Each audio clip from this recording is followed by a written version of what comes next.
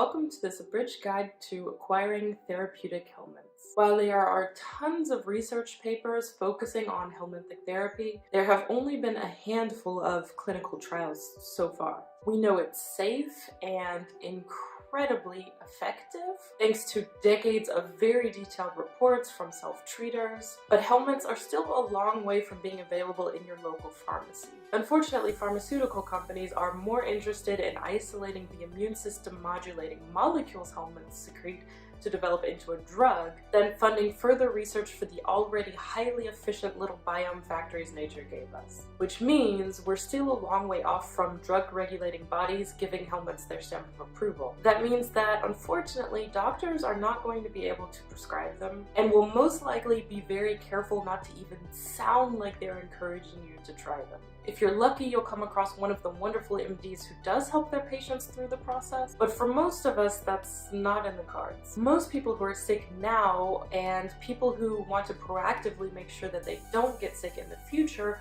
also don't want to wait decades for the government to give them permission to optimize their health. So they make the decision to become self-treaters. As a self-treater, you buy your helminths from a helminth provider, or you incubate them yourself. There are currently a handful of helminth providers and each specializes in 1 or 2 species. Sometimes you pay per dose. With some you can get a discount by paying for multiple doses up front. Some of them don't ship to certain countries, and some only accept payment in Bitcoin. For a lot of people, the idea of paying in Bitcoins is a bit daunting, but the provider they'd like to work with doesn't accept any other currency. That's why I've personally offered to accept bank and PayPal transfers and will convert to Bitcoin and buy the helminths for you. But for those of you who just need a hand getting the hang of it, the next installment will be a helminth user's guide to Bitcoin. The information in this video can be found on the wiki page's helminth providers, and I also highly recommend checking out the helminth provider reviews to make sure you make the most informed decision possible.